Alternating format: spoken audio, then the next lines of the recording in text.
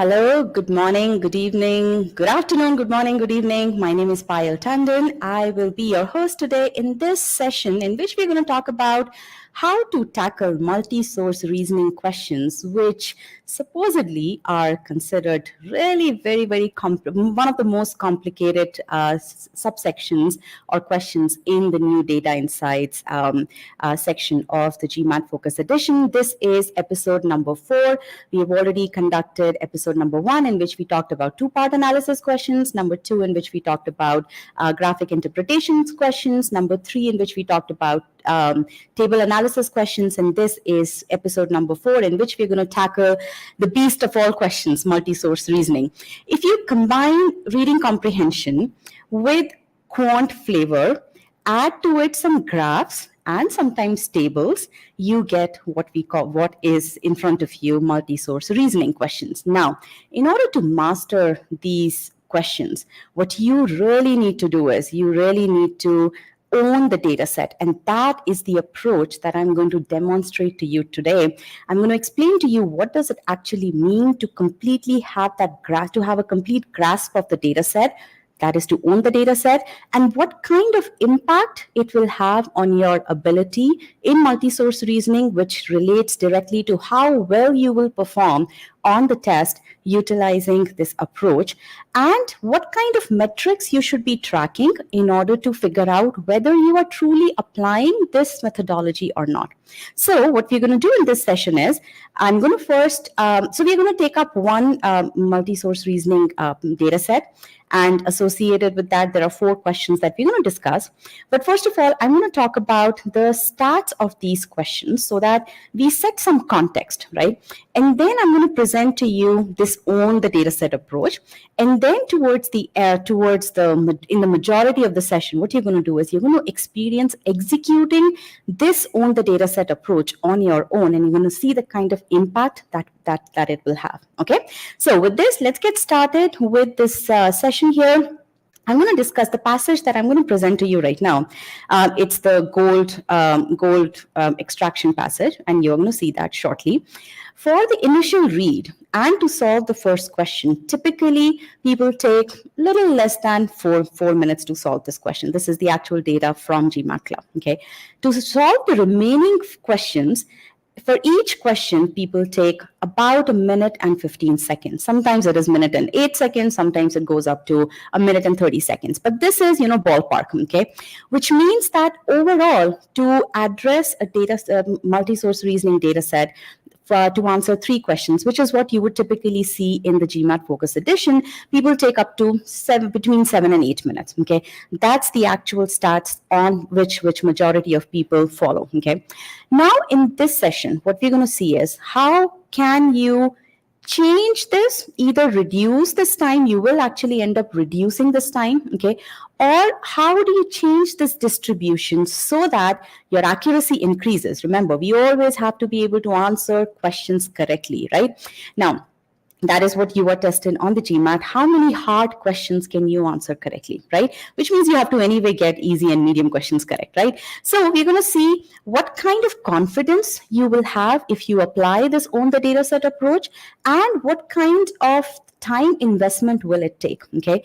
Let me tell you very frankly, you may still end up taking 7 to 8 minutes, but that time distribution will happen, and that is what we're going to demonstrate today. And as you get better and better with distributing that time and getting better at extracting everything and owning that data set, you will see that even the 7.5 minutes is going to come down, okay, considerably. Okay, so that is what we're going to see in this session. Okay, so what we're going to do next is okay, some reason this thing is stuck here. Hold on. Okay, 1 second. All right. Okay, let me stop my screen and just reset my PPT. Somehow it has gone into a camera mode. I'm not even sure how that is happening. So I'm going to close this out. In the meanwhile, why don't you guys talk to me on the chat and just tell me how have you been preparing for MSR? What is it that you are scared of in MSR? And all right, something is really stuck. Sorry, my system has hung up right now. So give me a couple of minutes to figure this out. In the meanwhile, let's get some interaction going in this chat over here so that we continue conversing. And while my system is starting, we can.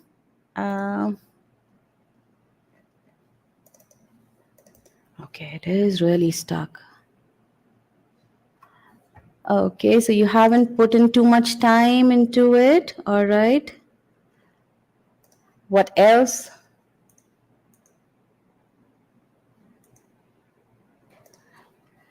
Task manager. I'll have to end this task here. So give me 1 second.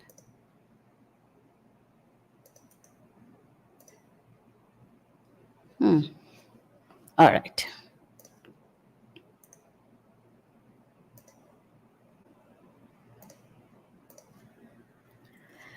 All right. So I'm seeing have not put too much time into it, but aware of this section in the focus edition. Good, welcome. I'm facing fatigue in switching between tabs and multi-source reasoning. Okay, Shankar, we are going to be talking about that. It is time consuming, yes. It is worse than reading comprehension, but if you get a hang of it, it will be something that can get you points very easily. So, and that's what we are going to work here. So I hope this will now work. So window share. Okay, yes, we are back. Thank you for your patience. Sometimes you can invest a lot of time in the question and still get one subpart of the question wrong, and it isn't worth it. Well, in MSR, it is worth it. Why? Because in MSR, you have 3 questions which are independently graded. Now, yes, within a question, if you mess up with a couple of with one statement, then you're absolutely right. But still, that time investment in MSR may very well be worth it. Okay, so again, you will need to make those decisions later, right? But when you are preparing for the test, give it your best. Okay, all right. So let's get back here. We are back over here. Thank you for your patience. All right. Now, what we're going to do is we're going to read the data set to own it. What I will be doing right now is I'll be giving you the data set to read. Okay. And you are going to read it with the mindset that this is the first and the last time you will be seeing this data set. That is the mindset that I want you guys to have. Okay. So when you're reading the data set, give it your complete attention, understand it thoroughly. Now, when I say that you are not going to be shown the data set again, and that you should read it as though this is the first and the last time you will be seeing this data set, it doesn't mean that you start to memorize the terms, that you start to make a note of each and every data point that's given. That's not what I mean. But what I mean is that you get an overall understanding of the passage. You understand what all, you draw certain inferences. You understand where the detail is present, right? So, and you should know when to go and grasp that detail. But the key thing over here is you have to distinguish between the detail and the required information that you need to grab from the data set. Okay, and that takes a bit of effort, right? But if you have your mind on this owning the data set approach, you will be able to get there. Okay, so that is what I'm going to tell you. Now, when you're done reading, I want you to type done reading in the chat so that I can start, so that we can move to the next part. Okay, so here is your first passage, and there are 2 passages in this data set. Okay, so I'm going to show you the first passage so that you don't have too much of clutter on your screen. Okay, and I'm going to start a timer, but I will give you guys 2 to 3 minutes to just read this passage, and I'm going to give you another passage as well. But again, as you're reading, make notes, because after I show you this data set, I'm going to be showing you questions, not the ones that are part of the actual DI question, but different set of questions, so that we can gauge your comprehension level of this data set. Okay, so good luck. Start reading.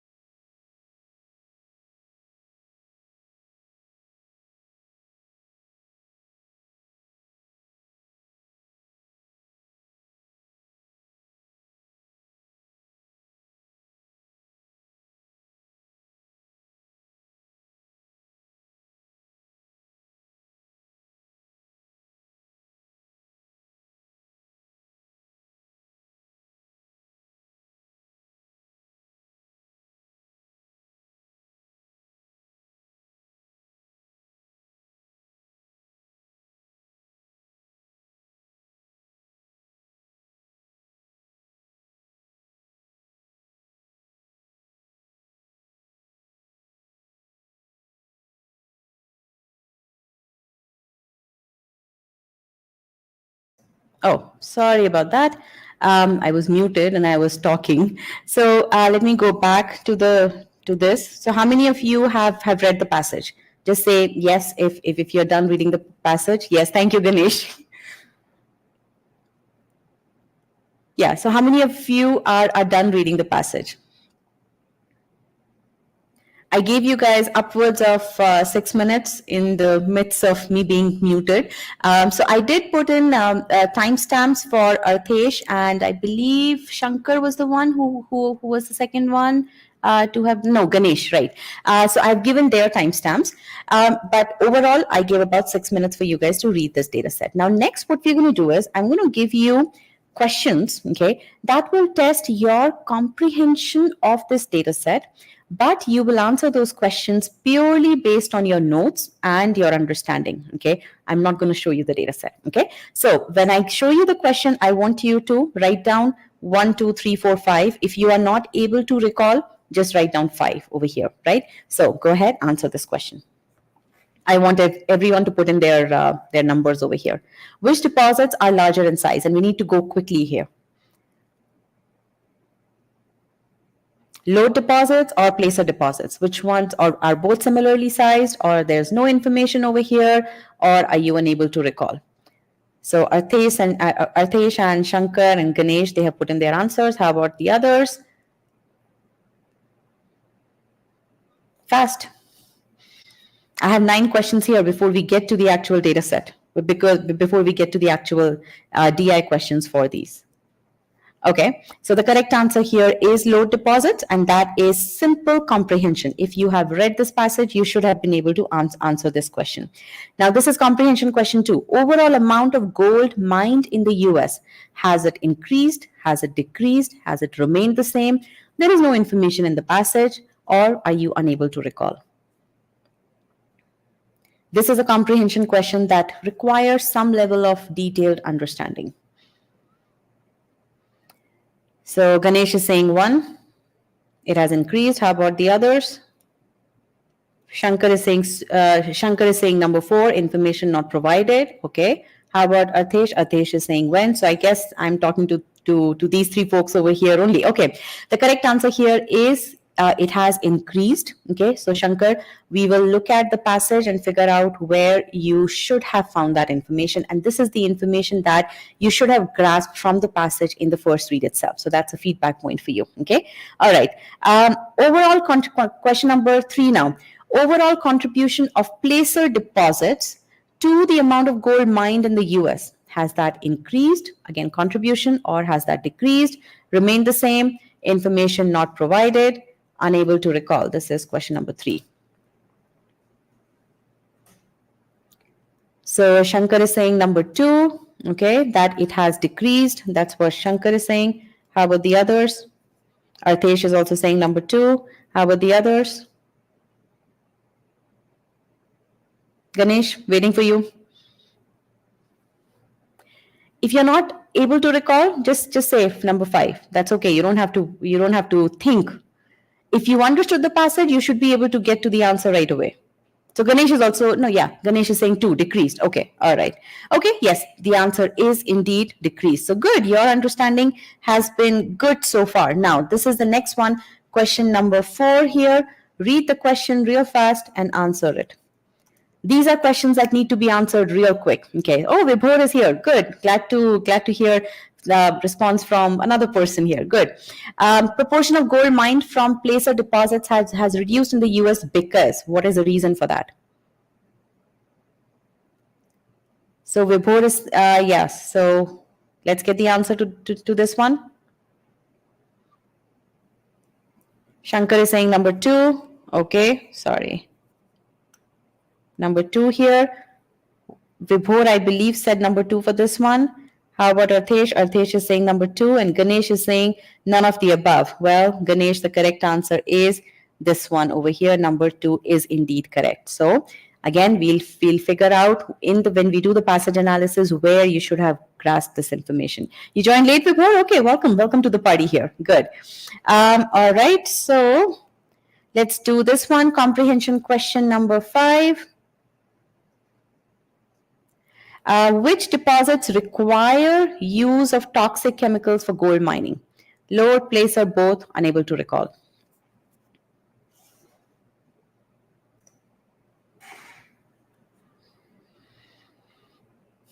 Number 1, Arthesh is saying, Ganesh also won, Shankar also won, and Vibhor, again, I'm not sure whether you have read the passage or not because if you joined late, the correct answer is load deposit. So good, very nice.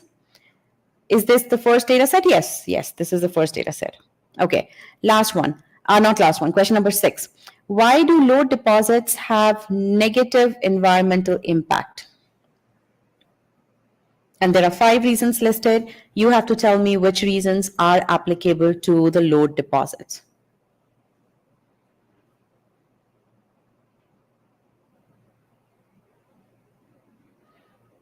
Guys, you shouldn't be taking this long. And if you are taking this long, this means that you haven't really owned the data set the way you should have, to the extent that you should have. Number 2, Ganesh is saying number 2, Arthesh is saying number 1, all of the above. Okay, Shankar is saying number 2. Who else? Vibhor and Arthesh is missing. No, yeah, so we have 2 and 1. So Arthesh, one of the above is not correct. The correct answer is 1, 2, and 5. Why? Because these 3 and 4, they were for the placer deposits. Okay, so these 2 are wrong. The correct ones are these 3. So placer deposits had the negative impact because of habitat destruction and sediment release. Again, you need to have owned the data set so as to be able to answer this question confidently and real quick. Okay, all right, is this statement correct? A typical load deposit mine processes 130 kgs of raw ore to produce 1 gram of gold in a day. Yes, no, or unable to recall. Fast.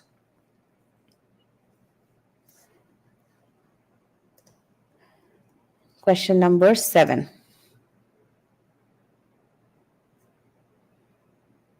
Arthesh is saying 1. Adi is saying yes, so 1. Welcome, Adi. Good to see another name here. Okay, more responses. Shankar is saying 2. Good. No. Who else? Vibhor is saying 1. We are missing Ganesh. Ganesh, fast.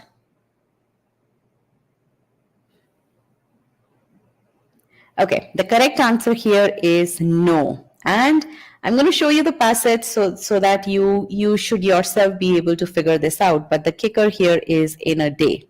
Okay, that is what the kicker is. Okay, so we're going to take a look at this because what this choice is saying is that in all it takes, so in a day it processes 130 kgs to produce 1 gram. That is not what it said.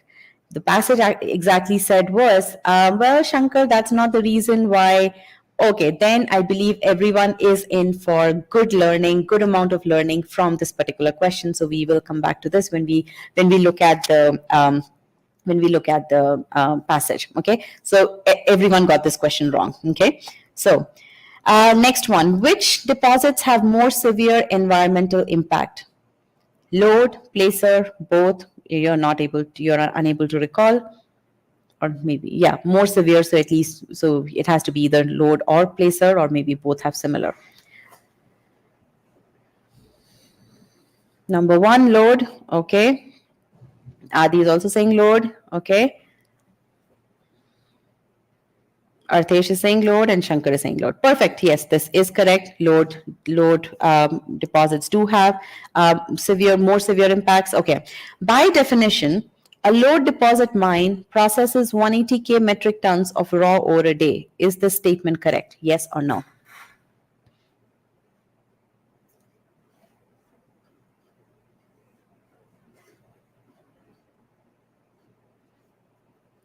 Adi is saying no. Adi, explain the reason as well as to why you're saying no. Let others write, and then I would want to hear unable to recall. Okay, good, Ganesh. Arthesh, no. Okay. Shankar is also saying no. Okay. So Adi, Shankar, and Arthesh, tell me why, because this is very important. Tell me why are you saying that this statement is not correct?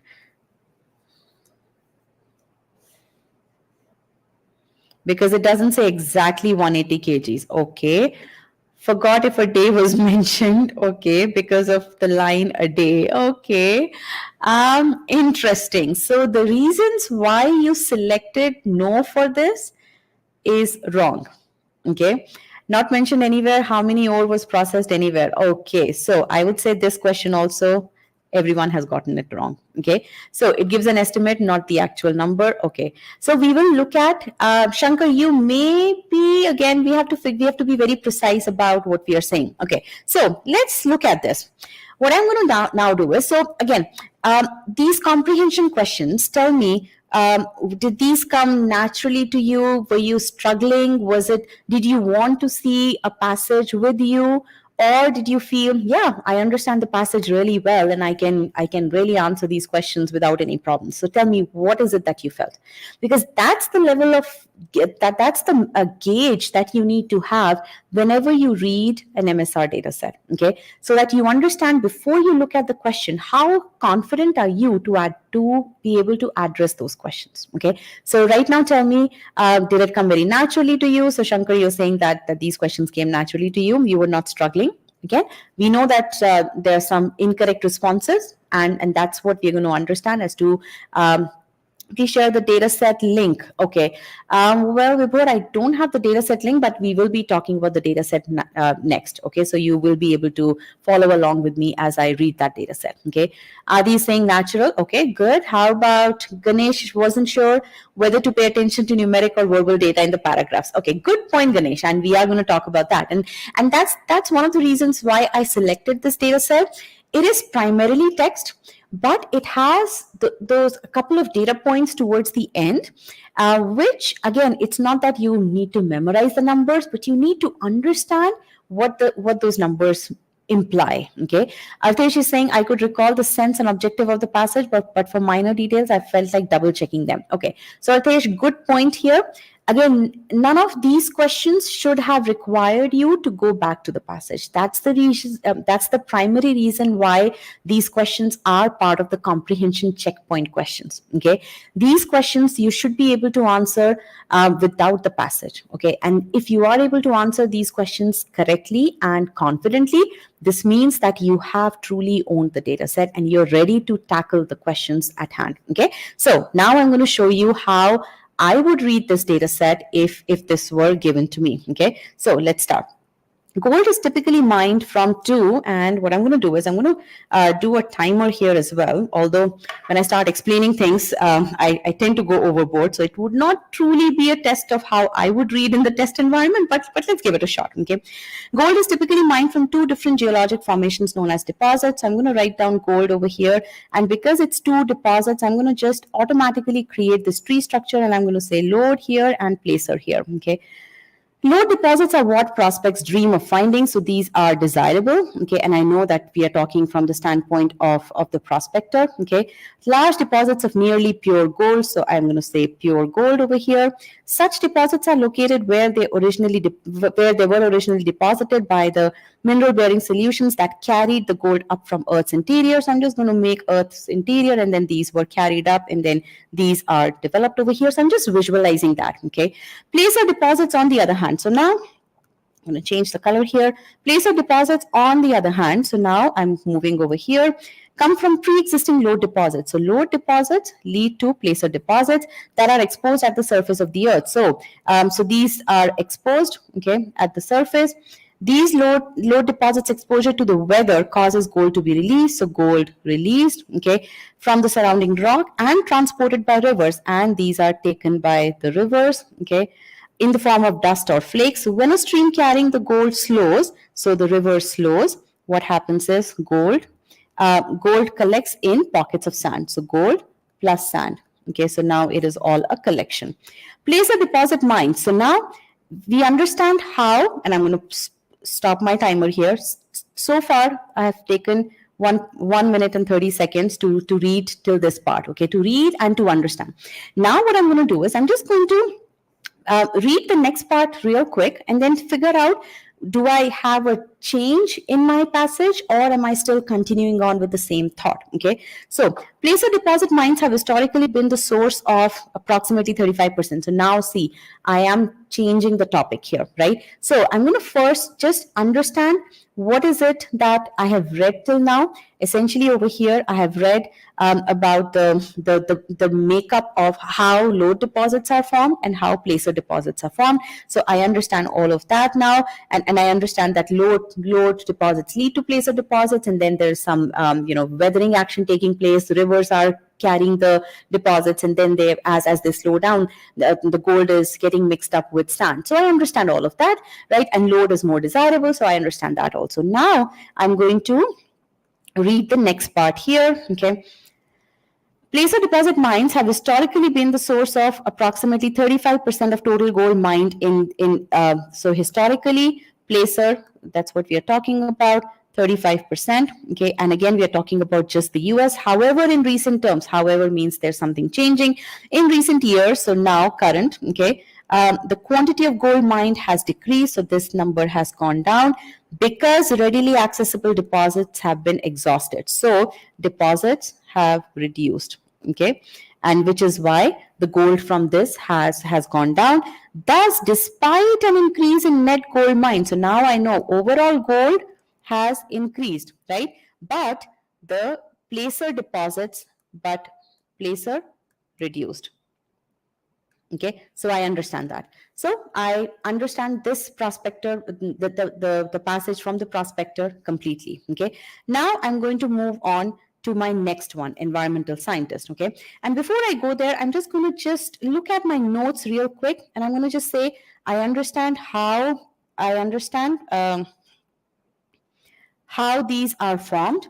I understand the reduction in the placer deposits, the gold extracted from placer deposits. Why? Because the placer deposits that are readily accessible, they have gone down, but overall gold has increased, but placer contribution has gone down, right? So I understand all of that.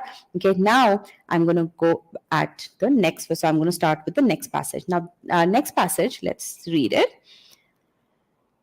Okay, environmental scientist. So this is about environmental science because there is a reason here. Unlike mining load deposits, so mining placer deposits. So now we are talking again. We are still comparing the two. So I'm going to still make my load and placer over here. Okay, unlike mining. So whatever I'm going to read, that's going to be different for load versus for placer. Okay, does not usually involve crushing rock and using chemicals to extract gold. Now so there are two things that you're talking about: crushing and using chemicals. Okay, which one uses this? Load uses this, placer does not use this, right? So from this part, you've extracted this information here. The environmental impacts are generally less than those of mining load. So environmental negative is greater for load as compared to for placer, right? So again, now you read the entire sentence. What the sentence was saying is that because it presented a reason, because chemicals and crushing of rock is not done for placer. That is why placer has fewer environmental negative impacts as compared to load. Okay. Now let's read further. So look, observe what I'm doing. I'm reading the thing, I'm compiling my notes, and then I'm going back and reading it again so that I solidify that in my head. That is the power of owning the data set. That is how you that is how you own the data set. Okay.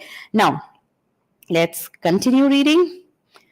The primary impacts of placer deposit mining are habitat destruction and sediment release. So habitat, beds, and sediment release. Okay, so again, I don't have to write complete words as long as by virtue of taking notes in this manner, which I may not be able to understand if I look at them 2 hours down the line after I have processed some other information. But at this point in time, these notes are ensuring that I am extracting all the juice from the passage as much as I need. Okay, so habitat destruction. So primary impacts, this is very important. It states primary impacts, which means that there could very well be other impacts as well. So habitat destruction, sediments, and other impacts, okay, could very well happen. Okay. As habitat destruction occurs as a result of river diversions and disruptions, so a cause is presented for that, and you don't have to memorize the cause. All you should know is that there is a cause presented for why habitat destruction happens. Something got to do with river diversions, and it's not a big deal for you to even retain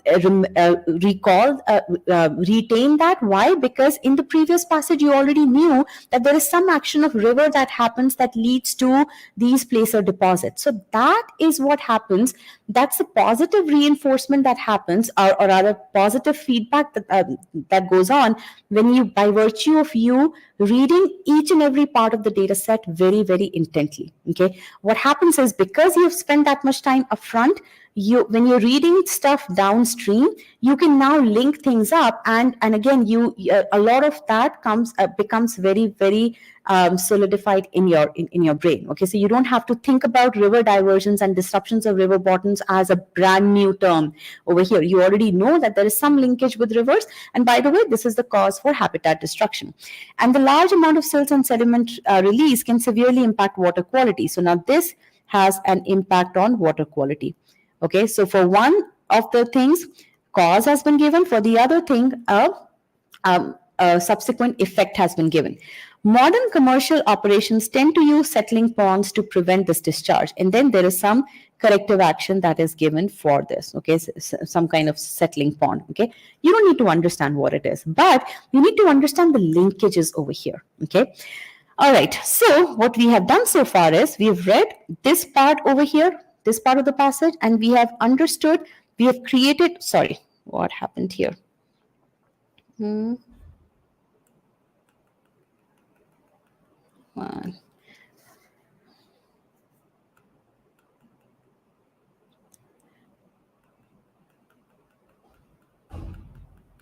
For some reason, my slide changed here. Okay, I'll have to stop screen and start my screen share again. Present.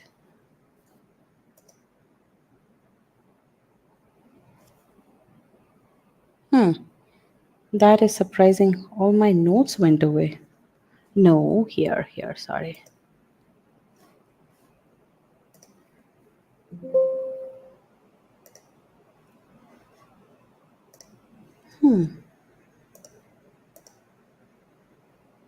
Okay. Something wonky is happening today. All right. Okay, no, we are here. Don't know what happened. Yeah. All right. So, all right. So where were we? Yes. So now we are going to look at the next part over here, the next passage. Okay. The next paragraph here. And I'm going to change the color. Mining load deposits. So now we are talking about load deposits here, right? So we're going to zoom into that. Okay. Has a much larger environmental impact by virtue of the size of operation. So because this has more size, this is larger, and it generates waste, okay, and the use of chemicals. Okay, so these are the three reasons as to why it has greater environmental impact. Okay, so these are the three reasons that lead to this. And again, when you're taking notes, feel free to move things around. You won't be able to move things around, but feel free to do these connectors. You don't have to rewrite the stuff, right? But feel free to just move, put arrows over there, but try to organize your notes so that you don't have to put too many connectors. Okay, so again, as you take more and more notes, you will get in the habit of organizing those notes really very well, in a conducive manner. Okay, all right. The gold comes out of the ground as raw gold aggregated with other minerals. So this is just information which we know, right? Because gold would be with certain other minerals. On average, okay, such mining operations process approximately 130 kgs of raw ore to produce 1 gram of gold. Now, this is where I want you to understand what we intended to check with that comprehension checkpoint questions. Now, look at what this is saying. This is saying that on average, such mining operations process 130 kgs of raw to produce 1 gram of pure gold. Does this mean that only this much quantity is made in a day, is processed in a day? Absolutely not. Which is where the intent of the statement needs to be clear. Okay. Observe what is being talked about, and I'm going to remove this stuff. Observe what is being talked about. Here, what was being talked about was that gold comes out as raw, and what you have to create is you have to create pure gold, right? So what is given is raw, but you need pure gold from it, right? That is what is the entire context over here. Then what the author is saying is, what the environmental scientist is saying is that on average, such mining operations, what mining operations? The lode deposits process approximately 130 kgs of raw to produce 1 gram of pure gold. So this is just the proportion that they need to process. This gives an idea of what large size has to of the raw ore has to be processed in order to give that pure gold. Okay, that is the intent of this particular sentence. Okay, it's not about 130 kgs approximately or not. It is about what is this sentence really talking about. Okay, now when you come to the next part over here, I'm going to remove this here. The next part is saying, unlike placer deposit mines, so another contrast here. Modern commercial lode deposit mines are massive operations. So here you get to know that lode deposits are lode mining are greater, bigger operations as compared to placer mines. Okay, placer deposit mines, some displacing and processing up to 180k metric tons of raw ore every day. Now this sentence again doesn't matter what are the numbers over here. Numbers don't matter. What matters is what is the intent of these numbers. The system is the environmental scientist is telling you the extent of vastness of these, or the extent of scale of these lode deposits, that there are some that there's an upper limit over here, that 180k metric tons of raw ore per day. So that's giving you the sense of scale. Okay, now if you truly owned this data set, then you wouldn't really have to think about was there per day there or not. You would have understood that really in order to create pure gold, you need 1 gram of pure gold, you need 130 kgs of raw ore. By the way, these lode deposits are so big that they process 180k metric tons of raw ore every day. Okay, does this make sense? Do you guys understand what is the level of understanding of passage that is needed? I want to hear from you. Now that I have given you my analysis of the passage, what kind of information, what kind of inferences I'm drawing, because when I'm reading, I'm not just reading. I am interacting with the data set, and I'm trying to make sense of it. 130 kgs of raw leading to 1 gram of pure gold, right? Then how many? What is the scale of these plants? I mean, it's not a simple kitchen in which you're doing processing, right?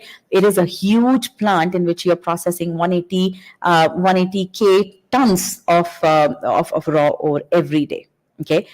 Now, so tell me, what is the sense that you got? What percentage of this level of understanding did you have when you read the passage on your own? Because this is how you will start to understand the extent to which you have to engage with the passage. Okay, Artesh is saying much better, missed on the details from last para. Okay, good. How about others? Vibhor, Ganesh, Adi, Shankar. How about you guys?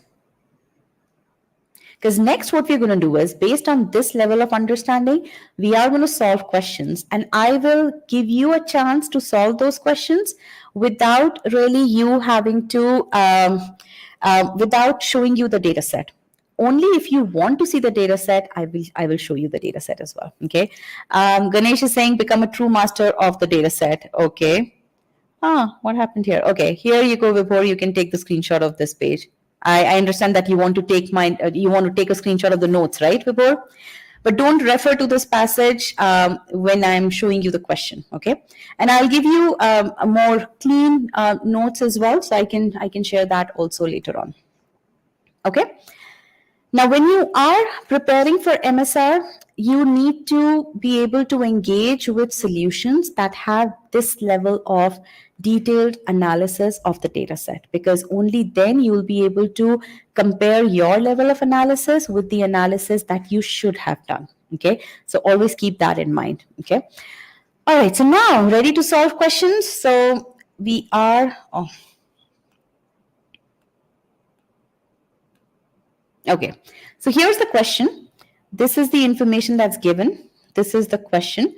And these are the three statements. And obviously, I haven't shown the question to you in the typical format of this thing, but you know that there is implied and then there is not implied. These are two columns that are there. Because I wanted to give you guys, I wanted you guys to focus more on the text. That's the reason why I skipped adding those two columns, right? So solve this question, and I'm going to give you a minute to solve it, no more than that. As soon as you solve it, tell me your answers over here, implied or not implied, right?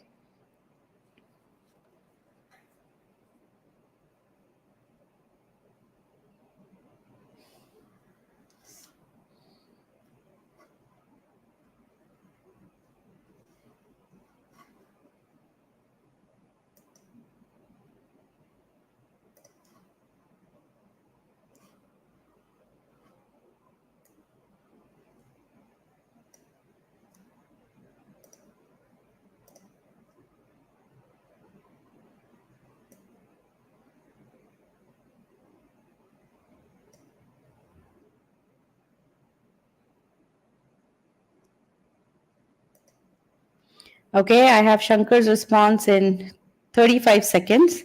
Good. How about others?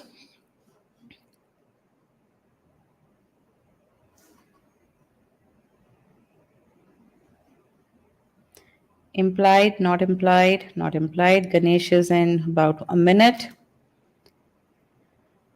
Okay, I'm going to stop now. It shouldn't have taken more than a minute to solve this. Okay. All right. So we're going to quickly solve this. Okay. Grasberg gold mine in Papua, Indonesia, so good, Artesh, is the largest gold mine in the world. What would you infer from this information?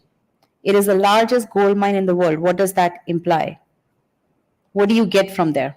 Because again, whenever you're solving questions, you are constantly drawing inferences given the information that you have gained from the data set. So tell me, what all this means is that this is a load deposit mine, which means that everything that you have learned about load deposit mine from the data set is going to be applicable to this gold mine. That's it. That's the first inference that you have to draw. Okay, producing over 57k kilograms of pure gold per year. So this is given, the yield has been given. Now, what is the question? Select implied if the information provided implies that at the time the passages were written, it was likely true of the Grasberg mine. So that is what we have to figure out. Which of the statements are true for Grasberg mine with given your understanding of the data set, and you have now drawn this inference that Grasberg mine is a load deposit mine. I believe everyone was able to do that. Now, what do we know about load deposit? So let's read each statement one by one. Chemicals were used to extract gold from the ore collected. Absolutely right, because you know that load uses chemical extraction. Good. The Grasberg mine processed approximately 130 kgs of raw ore for each 1 gram of pure gold it produced. Now, how many of you said that this is implied? Let me see. Ganesh said it is not implied, but I believe before that, I'm going up here. Shankar said it is implied. Okay, so the first one is implied. Okay, but second statement is not implied, and let me tell you why. Okay, what do you see here? What you see over here is where did my second thing go? Okay, what you see over here is on average. When you say on average, it means this is an average, right? It doesn't mean that if there is one entity that will also, one of the entities, right, in this entire population, that will also be following approximately 130 kgs. Okay, it's simply an average that has been given to you. Okay, so this statement cannot be implied. Okay. Next one, Grasberg mine was located at or adjacent to a river. Do lode deposits have anything to do with the river? Absolutely not. So this is also not implied. Okay, so only the first one is implied because it is true for a lode deposit. Third one is a clear no because that part is not at all true for a lode deposit. Lode deposits have got nothing to do with the rivers. Okay. Second one is the one which majority of people falter in. And by the way, the accuracy of this question is less than 30%. Okay. And that is primarily because of second question. And that happens because this on average phrasing was not contextualized by the students when they were reading it. Now understand the implication of that. GMAT, by even classic GMAT, was a beautifully designed test, but GMAT focus has taken that level to has taken that beauty to a whole another level. Imagine you're reading case studies, right? You will be doing that in your MBA career, right? And then post MBA. You cannot be drawing such incorrect inferences. Okay. When you read an average, you cannot say that everything else will that each and every entity that belongs to that segment will also have that similar value. You cannot say that, right? Because it's an average, right? So those connections, those inferences is a skill. Drawing those inferences is very, very important. Okay. Artesh is saying my logic was different, though I thought it was saying about US mines and not other country mines. So Artesh, good. I'm so happy that you mentioned your reasoning. Okay. And again, that's the power of solid solutions, so that you can identify even if whether you answered the question correctly for the right reasons or not. So good job. Thank you so much. But you understand now as to why the statement is wrong. And if you think about it, it's not, I mean, these questions, they're not designed to nitpick stuff. I mean, they're designed to truly test your level of understanding. And that level of understanding is not just grasping stuff. It is really drawing those inferences and making sense of the information. Okay, guys, if you're liking this session, if you're enjoying, if you're learning from this session, hit that like button so that other students can also benefit from it. Okay. All right, now the typical time to solve this question was 1 minute, was 1.25 minutes with 25% accuracy. But if you um, if you have read the passage with that owning the data set approach, you should have been able to solve this question in under 30 seconds, no more than that, because the only thing that was required was draw the inference that it's load. Now look at stuff, what is applicable for load, what is not applicable, what is true for load, what is not true for load. Any comments over here? Another thing, you did not need to refer back to the passage. Yes, KP Agrawal, you're seeing episode 4 for GMAT Focus Edition. Okay, we're almost towards the end of this, right? All right, question number 2. Solve this question now. I will not, I mean, you read the question, tell me if you need the passage, then I will show you the passage because I do have the passage right in the next slide. Okay, but read the question on your own first. Okay.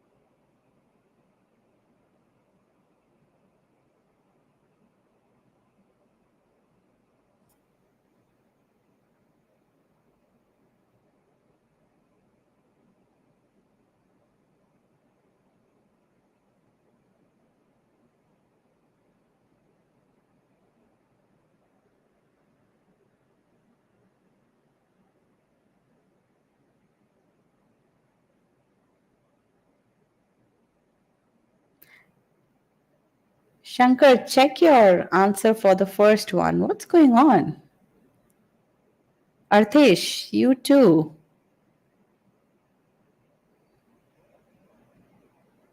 Okay, good. You corrected it, Artesh. All right, I gave you too much time. Vibhor, Ganesh.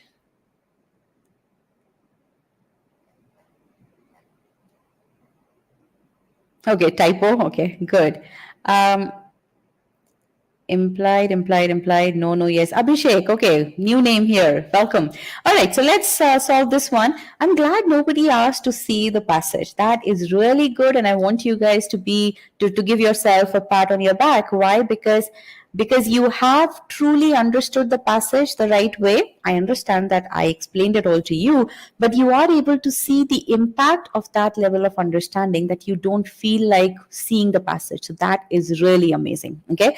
And that is how you need to gauge your level of owning the data set as you are practicing. Because if you find the need to go back to the data set, make a note about that so that you fix that for the next passage. You understand why is it that you were not able to get it out in the first read. Okay, let's come back to this.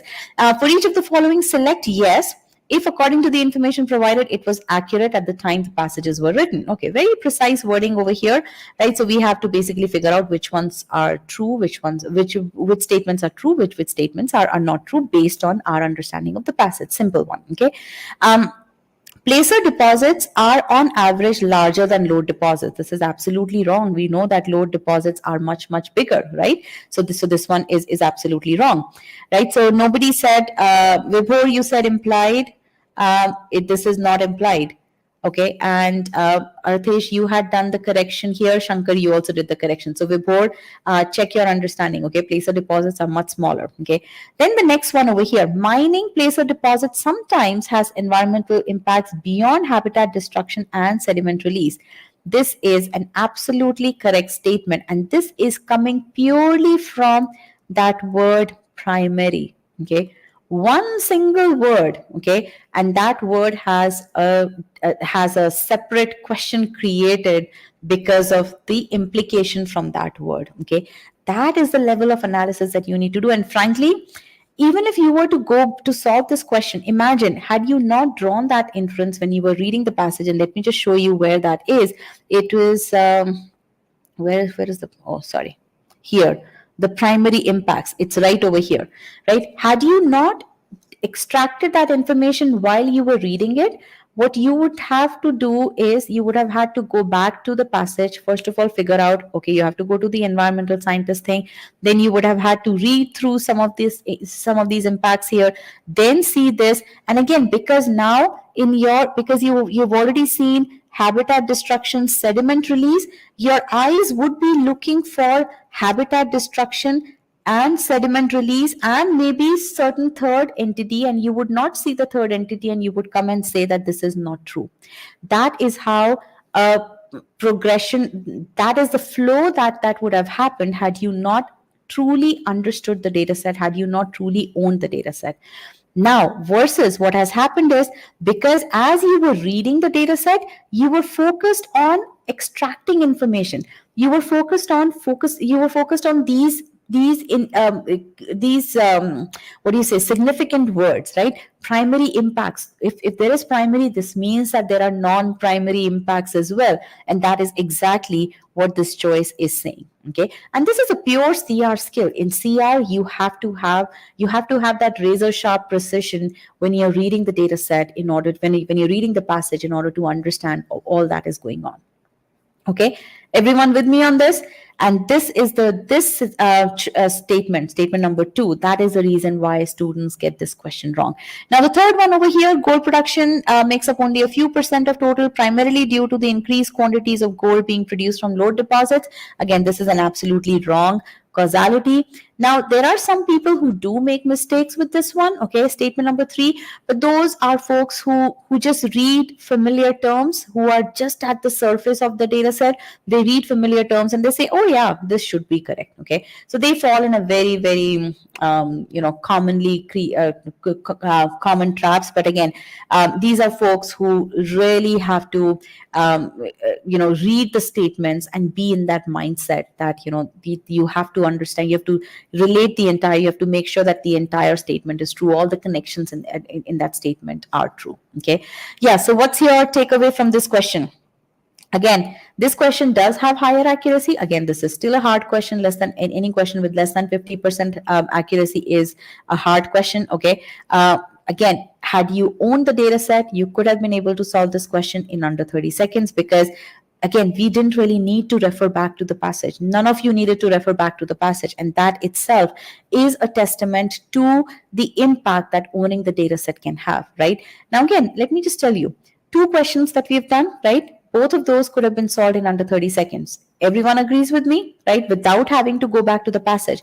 And the passage read was, even if I give you 6 minutes to read the passage, so far we are at 7 minutes and we have already solved two questions, okay? Only one more question left, right?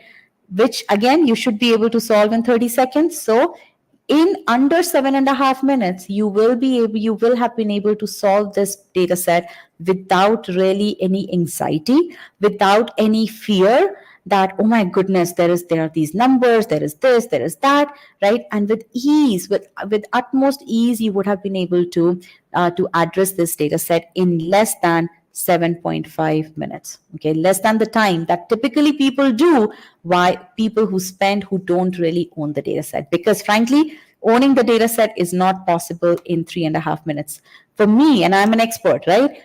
Even for me, I actually timed myself when I was preparing for this session. I took about 5.5 minutes to read this data set, to extract everything from it. And then when I solved these questions, within 30 seconds, every question was solved, except for one question, and I am going to take that question as well, okay?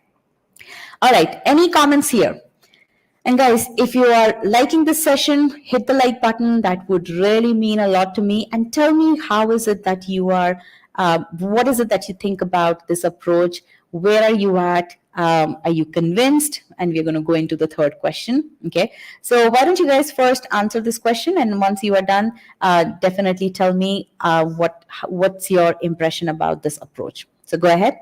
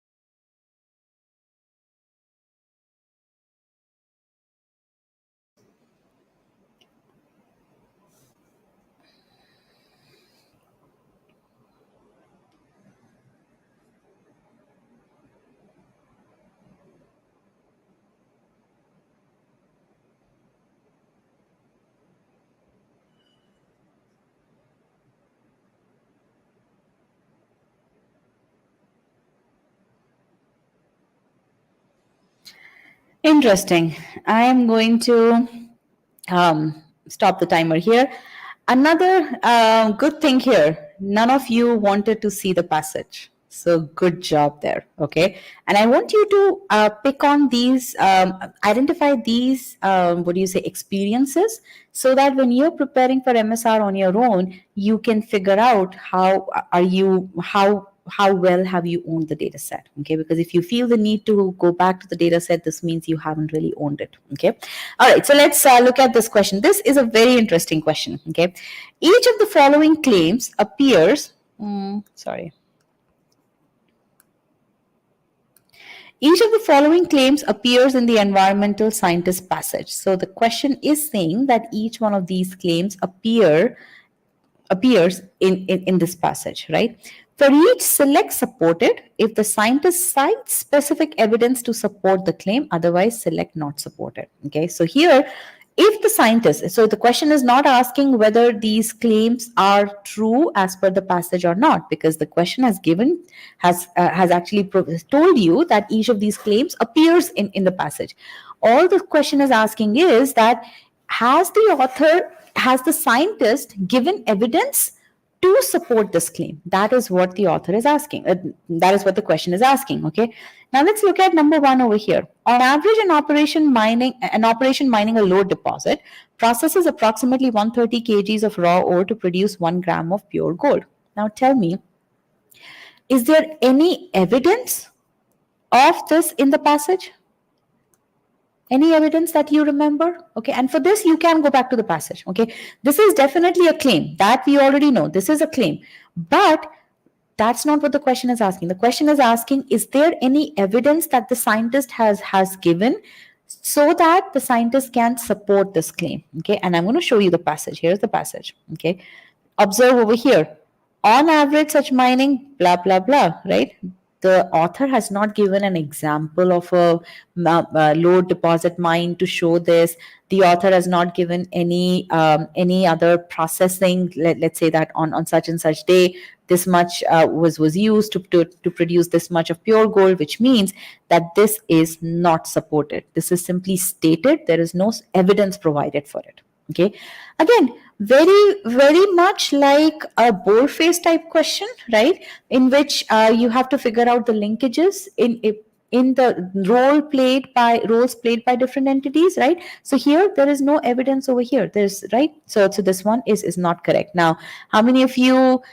Vibhor said not supported, but Mir Samid, oh hi, new name here. He said supported. Abhishek said supported. So quite a few of you. Arthesh also said supported. So Ganesh also said supported. So now do you guys understand?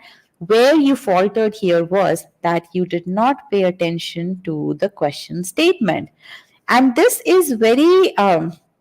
This happens very frequently. Okay, and I don't blame you guys, right? It's you want to see familiar stuff in the answer choices, right? Which is where when you see, oh, this is something that I'm really familiar with, this is absolutely true, this is also true, this is also true, right? So you actually get that sense of familiarity, and you get drawn to that to say yes. But again, guard against that. Make sure that you read the question statement, and this is especially true for everything in data insights, because the question statements have a lot of juice in them, because for example, in a data in a typical what do you say data sufficiency question, your question statement remains the same, right?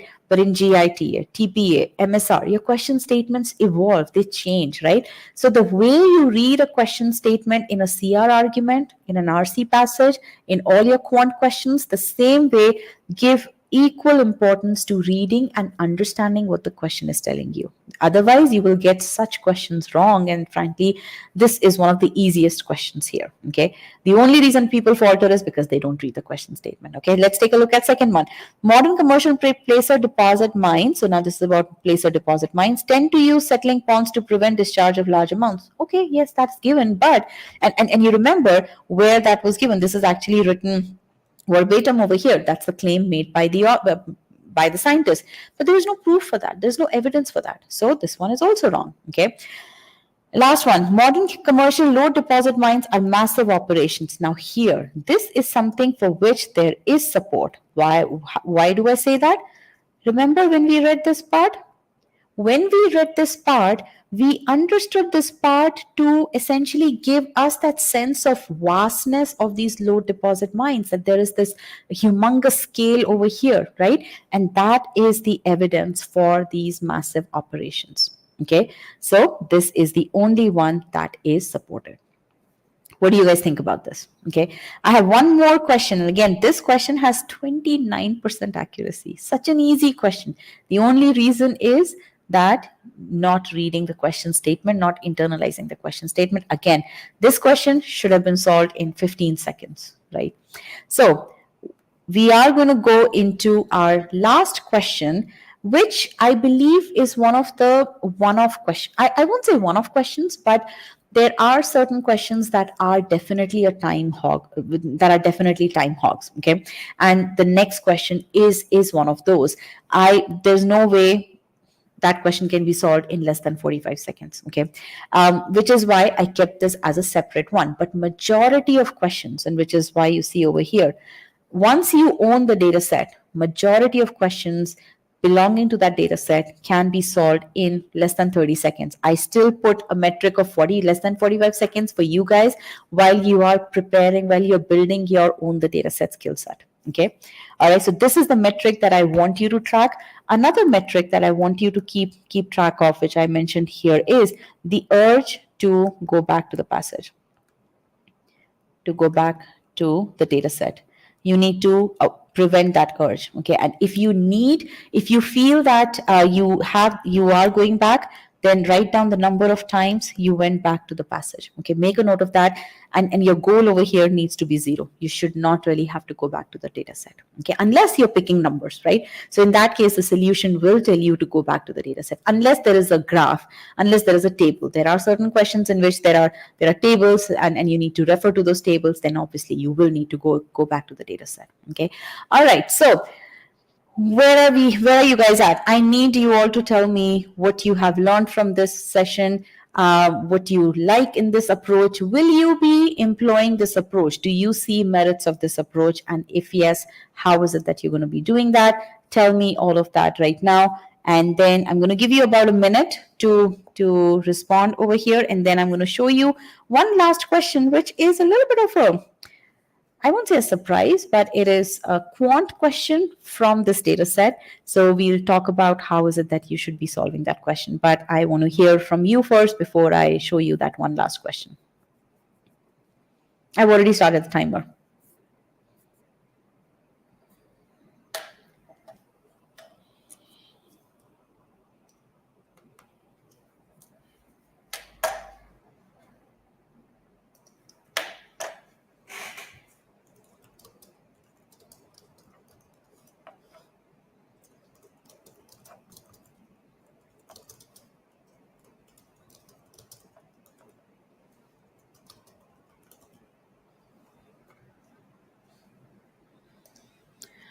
All right, I'm going to read this here. Time to engage in the passage to ensure accuracy in the questions. More time initially leads to positives. Absolutely. Very nice. Let's see, the guy who never came back. That's an interesting name. Approach. Let's look at Vibhor. Approach is just like working on RCs here. Absolutely right, Vibhor. Okay. There's no reason why we should be treating MSR differently. In fact, it's all the more important in an MSR data set. And again, think about how applicable this is for your MBA journey as well as post-MBA journey. Arthesh is saying, not skim through fast, take time and visualize the details. Absolutely right, spot on. Let me answer this question while others are typing. Do we get multiple data sets or just one data set with multiple questions in the exam? When I say data sets, there is definitely going to be at least two passages. That's for sure. Okay. So when I say data set, there's going to be either 2 passages, maybe 3 passages. Those passages may have tables, graphs, right? So you can have any kind of information there. Okay. All right. I don't see anybody else's comments. Shankar, waiting for you to put in your comment. Okay, so while you guys put that, I am going to now show you. Okay, Mir Samid, yeah, I'm used to going back to the passage. This approach will help with that, absolutely. And again, track these metrics here. Okay, make a note of these metrics. Okay, because these 2 metrics are going to help you help you get better and better. Okay, all right. So now let's move on to last question over here. Very interesting question. Okay, so I'm going to give you about 2 minutes to solve this question. Think of this question not as an MSR question. Okay, and let me actually look at this one as well. Yes, this approach is streamlined and will help reduce my fatigue while navigating between tabs. Exactly, Shankar. And as soon as you had typed this issue upfront in the session, I knew that you will come back and say that this is going to help. So good. Thank you so much for confirming that. Okay, so now we're going to go to this question here. Now, solve this question the way you would solve a typical quant word problem question. That's how I want you to solve this question. Okay, this is your quant. Oh, sorry. This is your quant question. you can get data from here as well. Okay, so think of it as a big data set, big quant word problem question. That's how I want you to solve this. Okay, I'm going to give you 2, maybe 3 minutes to solve it. Okay, go ahead.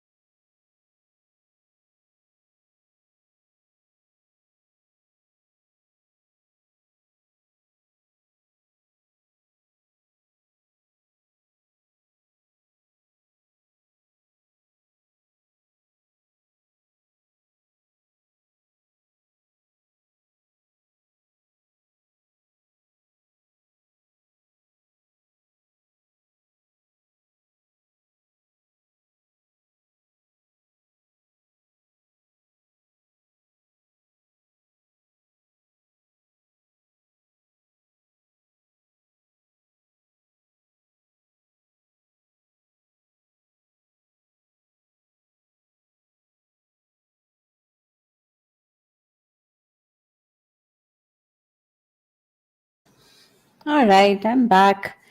I have mixed bag of responses. So I have Shankar saying, so I have one over here, actually two here, and then I have one here, and then another one here before. So there are more votes for one as compared to for three, and then there I have one for number two as well. The correct answer is choice three. This is the correct answer. Okay, let's understand where we faltered. Okay.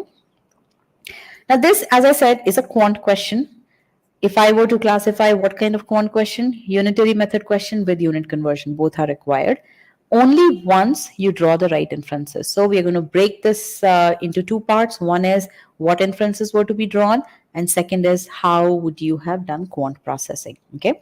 All right. So here, sorry about my animations here. So 20 times the average proportion of gold to ore. What does that mean? That means if you combine these two together, you essentially understand that raw ore to pure gold, typically it is 130 kgs to produce 1 gram, but in this case it is going to be 130 kgs to produce 20 grams. Why? Because of this given information that that the proportion of gold to 20 times the average proportion of gold to ore. Okay, so that's inference number one.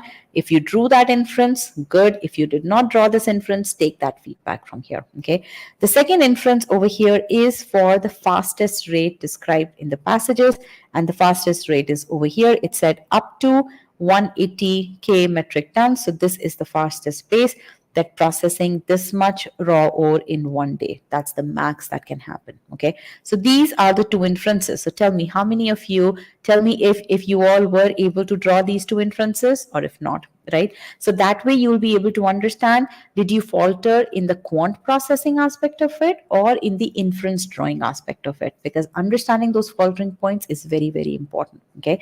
So tell me who all did not draw those inferences, and those who did, tell me that you did draw. Step number 2 is apply the unitary method with unitary conversions. Now what is it that we need? We need number of days for producing this much pure gold, right? That's what we need. Now we know that ore, 130 kgs of ore will give this much amount of gold, and observe that I am keeping my units consistent. I want to, there are 3 units over here, kgs, grams, and metric tons. I'm keeping all the units in, so I'm keeping all the units as kg, right? So so that is there. Now I have responses here for the inferences. Shankar is saying inference was hard. Sorry, I'm trying to get that on the screen. Yeah. Inference was hard, which means that you were not able to draw that inference. Again, that's the skill that you have to build then. Okay. Artesh is saying didn't consider the cap on a day production. So again, those are, when you see up to this thing, right, that tells you that that's the fastest way. That's the fastest rate over there. Okay. So good. We are all learning here, right? And that's the beauty of these webinars, that you would do, there's no risk over here. Right. Again, same thing over here. Ganesh is saying didn't consider 180K as max. So it's the second inference which I think threw a lot of people off. Okay. All right. So that's the, which means that majority of you who answered this question incorrectly would have answered, most likely you answered this question incorrectly because of inferences. That has got nothing to do with math processing. So it's very important to understand the faltering points so that you can implement the correct corrective actions. Okay. So now in one day, what we need is, so in one day, how much will this, this is the fastest pace, right? So in one day, how many of these raw ore, how much of pure gold will be produced at this fastest rate? That's what we are doing here, right? So we are doing the calculations here. Again, I am processing. I've changed the metric tons into kgs, right? That's what I've done over here. Let's go further.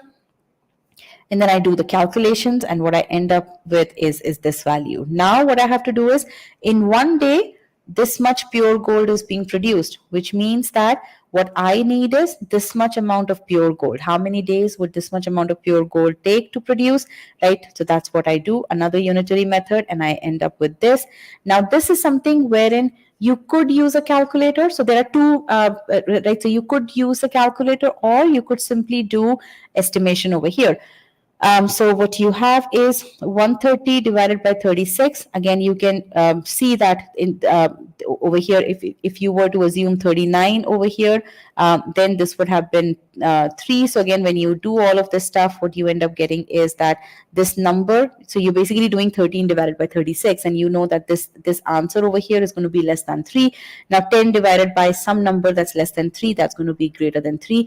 And when you go back and look at your answer choices, you see that greater than 3 but less than 4 days, that is the only choice that is there. Now you could have used the calculator as well to do 130 divided by 36. That's a very simple calculation, or just this level of estimation. Okay, so again, long story short, 2 things over here, inferences, and then applying the unitary method, and then estimation as well, and then you get to the answer. So owning the data set, that is the demo of owning the data set. Okay.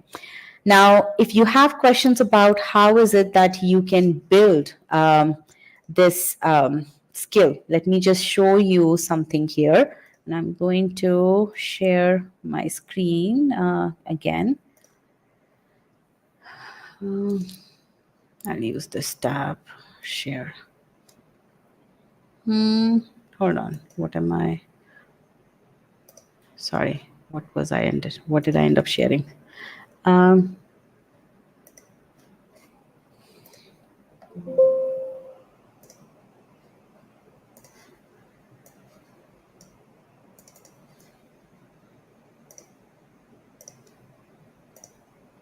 Okay. All right. So here is the multi-source reasoning course, and I'm going to give you a quick demo of that. There are a total of, let's see, 5 modules here, okay? And in each module, you have multiple data sets. For example, here, there are going to be at least 8 data sets in module number 1, each with detailed solutions. Each one of these, the way we did comprehension checkpoint questions up front, each one of these passages, data sets, has a set of comprehension checkpoints. In fact, that is built into the error log that we have for multi-source reasoning. Then you have decoding case studies, another 10 data sets here. Then you have more advanced case studies, another 4 passages here. Then you have these conditional data sets, another 7 passages here, okay? And then you have medium cementing, which takes you to Scholaranium. You have these quizzes here, and then you have hard cementing. So this is the most comprehensive multi-source reasoning offering or course that exists on the planet, okay? And if you want to, I would urge everyone to understand how is it that they should be doing this, and we explain to you the entire course architecture. What is it that you're going to be learning here? What are the different questions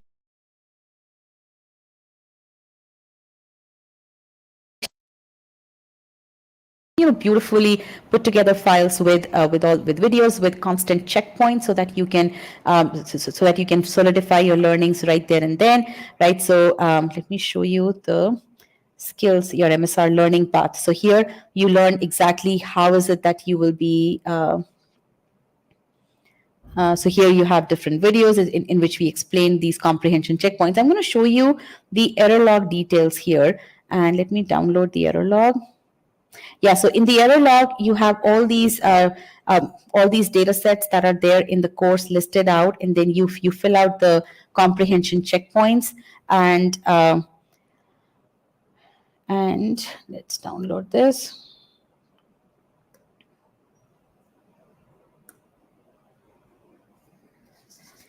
So instead of building the error log later on in the process, you actually build your error log right when you're starting your prep. So I'm going to stop my screen and share it again so that you can see the error log here. So here what you see is each and every passage has been listed out so that you know what kind of passage there is.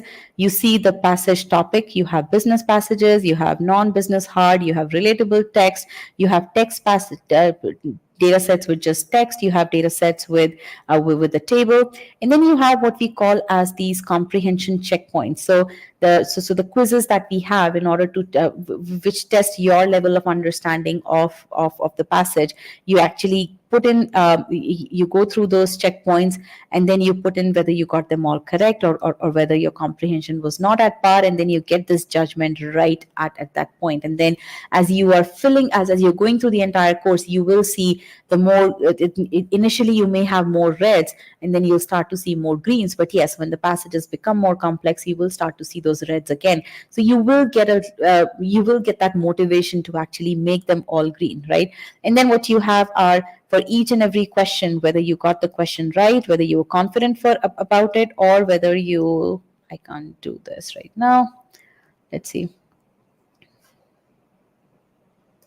Or whether you were not confident, or whether you took longer. So you can change all of that stuff here, okay? So I'm going to save this, and I'm going to stop my screen. All right. So that's it. That's what I had for you for this multi-source reasoning session. Vibhor, can you send me an email or let me share my screen. I think I should have my rough notes somewhere. So you can take a screenshot, but you can send me an email at payal@e-gmat.com as well. Now, every passage that you see in the course, you will see all these detailed notes, okay? And then there are going to be video solutions of me explaining each and every data set to you in the course. So gold deposits, here you go. But I will show you my initial notes, which they're a little small, but I think you should be able to enlarge those. Here you go. They're too small, I think.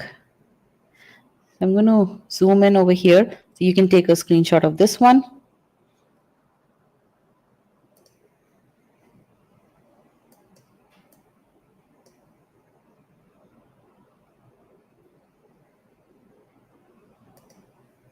All right, Vibhor. So let me show you the next one here.